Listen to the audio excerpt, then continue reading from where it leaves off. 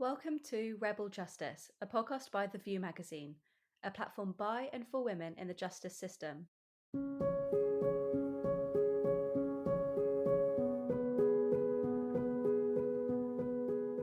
In this episode, we're joined by Esther Baker, the creative director of the Synergy Theatre Project, an organisation that uses theatre and film to amplify the voices of people who have been affected by the criminal justice system.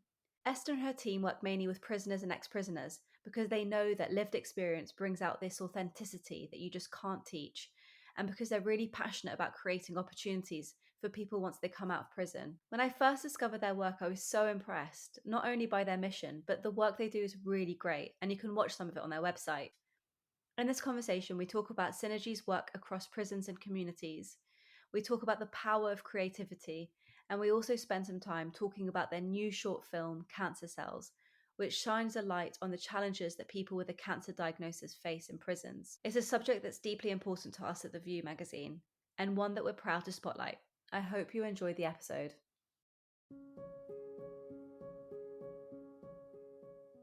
Hi, Esther. Thanks so much for joining us today on Rebel Justice. Hi there. You're the creative director of the Synergy Theatre Project. So I just thought it'd be interesting maybe to start off by asking you to tell us a little bit about the Synergy Theatre Project and also a bit about your story, so how you came across it and how you started working there. Okay, cool. Yeah, so Synergy works through theatre and film across the criminal justice system, and we do quite a lot of different projects. So we do productions in prisons, which the prisoners perform in alongside professionals. Then we perform to the prison, and public audiences come in as well, and to prisoners' families and friends. We do productions in theatres about things relating to criminal justice. We commission professional writers, and we also do a lot of work developing writers who've been through the criminal justice system as well, and we produce some of their work. Then we've got a big training program, creative arts training program, which we do courses in prison, so particularly like playwriting and acting, but we do other things as well, like spoken word. And then when people get out of prisons, we've got like a wider range of courses at different levels. So we also then do filmmaking, film production, stand-up comedy, and playwriting, acting, etc. And then we've got a big young people's program working with young people at risk of offending, and we do a show every year about young people and crime, and that's performed by a mixture of ex-prisoners and professionals. And then we have ex-prisoners as stage managers and assistant directors and workshop facilitators. And then throughout the year we do a lot of creative projects with young people at risk of offending, particularly in pupil referral units, and then we also run our own programs with theatres that young people can come to. And then the other thing we do is we do role play training for criminal justice professionals using ex-prisoner actor facilitators who've obviously got the lived experience. So we work with probation, we've worked with lawyers, prison officers, and that creates employment for ex-prisoners, but also helps to kind of influence systemic change as well. And then we've made quite a few films as well. So we kind of get involved in other projects as well. Amazing. Yeah, it sounds like you do such like a nice wide range of different things. And how did you start working there? Were you there right from the start? I actually co-founded the company, so that was 25 years ago. Still here. I do have a background. I did a degree in dance and drama actually, but when I was doing my degree I did a community theatre module, and my mum was a prison visitor, and I said I want to do my project in a prison, and they said no you can't. I said I'm going to.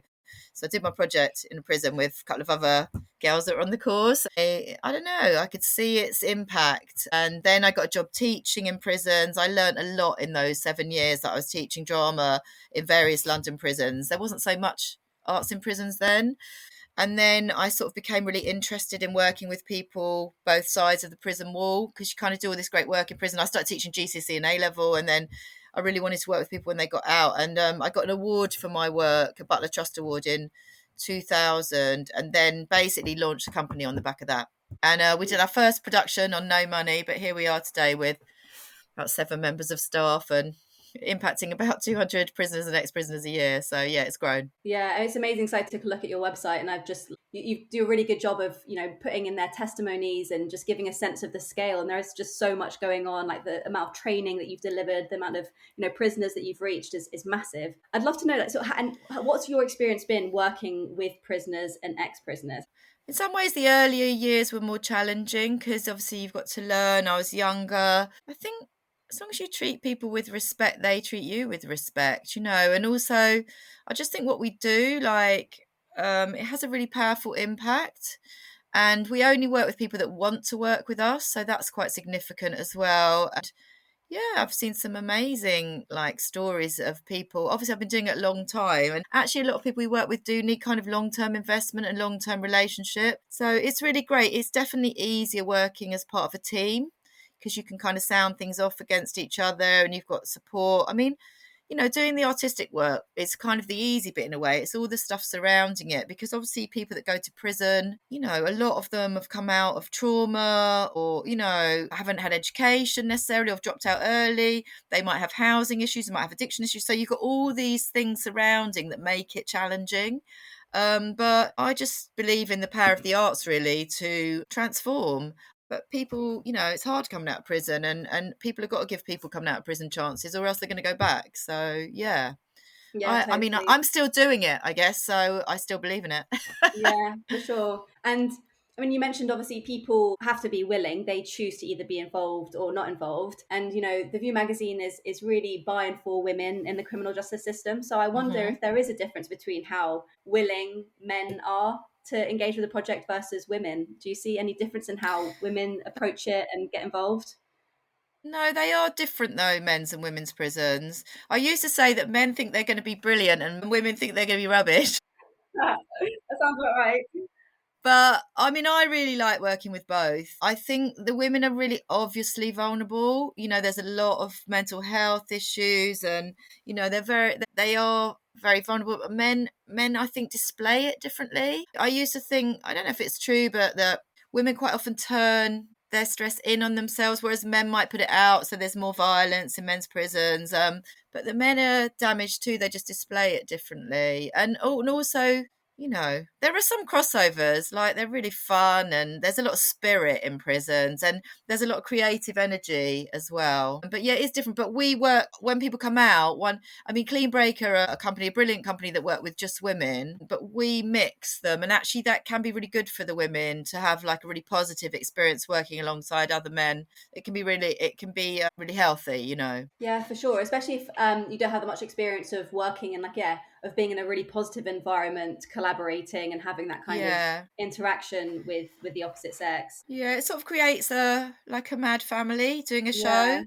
yeah, And then, like, you know, because Synergy, a lot of people who come to us, they'll do quite a few projects with us, and it creates like a really good peer support, and people build friendships that are, you know, are based on good things. But one thing I would say about working with women is I think it's different because I'm a woman. It kind of feels nearer almost, you know. yeah, It's quite emotional. It's quite intense, women's prisons. yeah.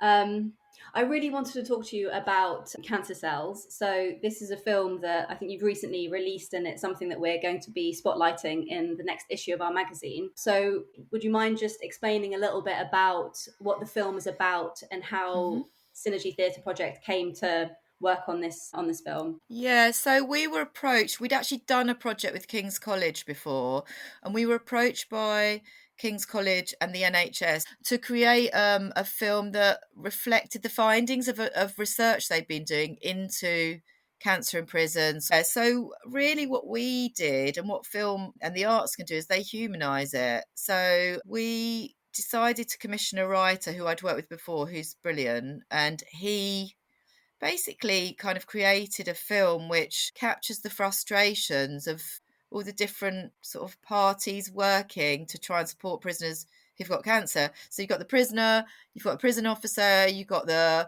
nurse outside, and you've got the doctor in the prison, and it is very very difficult for people. You know, obviously it's a terrible like human thing to have cancer, to find out you got cancer, but in prison obviously there's so many more factors at play. And yeah, so we made the film and we used ex-prisoners in it and professionals. We actually filmed in the decommissioned Holloway prison, which was really creepy. When we turned the generator off in the dark in Holloway prison. Was it So totally yeah, we empty? yeah, I think there was some other film companies maybe in another area of the prison, but I mean, it's a brilliant location to do it in, but it was weird. So yeah, we filmed that, and we filmed it in Surrey as well, at the hospital and sort of at the uni nearby. Yeah, but I mean, what we wanted to do was really like capture in a short film the important issues, and I think the film does that really well. Yeah, I totally agree because I've read the research and I've also watched the film, and there are some things that they mention in the research, like for example the issue of privacy. So they say that, you know, a Yeah. prison officer has to be present throughout, from, you know, the consultations to when you're giving samples, like throughout. And you can read that and you can think that doesn't sound great, but there's something completely different when you actually watch the film and you see a Mm, prisoner receiving some really sad, difficult news or having to take really intimate samples and literally just chained to another prison officer, and I it just know. adds a whole different dimension.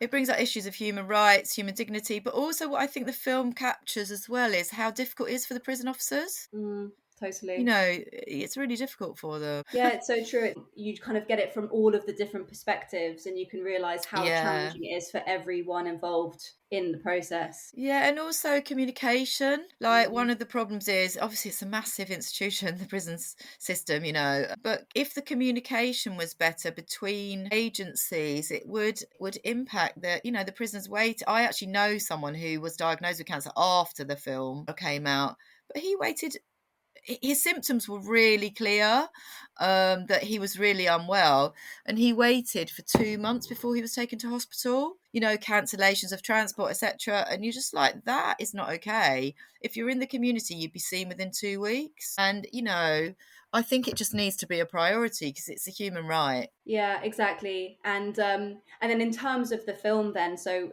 is it going to be shown in any specific locations? Like what are you really hoping to be able to achieve with this film, and who are you hoping to reach with this film, and are you expecting to see sort of any changes? Well, I know that the people who did the research, they've used it already at quite a lot of conferences, and also it was shown at an event at the House of Lords to sort of justice and health sort of decision makers. So that was really good for it to be shown there. And I would really like all prison governors to see it. I'd quite like NHS staff working in prisons to see it as well. I mean, it felt like a really important film to make. Yeah, it is. It is a really important film, and there's a point in the research that says that for NHS staff, prisons are still a really mysterious place for them, and Yeah, that these two agencies or these two institutions are like really different in terms of like people and culture and everything. yeah. And so I wonder, like, I think that the film does a really good job of kind of demystifying, but I wonder if that was, yeah, if that was kind of intentional part of the film, and if that's an intentional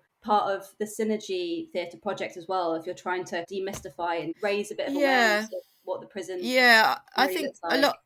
a lot of our work is about challenging public perception. So often the plays that we commission are things people don't necessarily know much about, and we always create dialogue between prisoners and audiences, or ex-prisoners and audiences. But the other thing we do, and I think could happen more, is we do, like I said, we do the role play training. I wonder if there could be some training for NHS staff that are going to be working in prisons. And also, like, I just think it's really hard to get any press into prisons. And I think it's really important that the public are more aware of what's going on.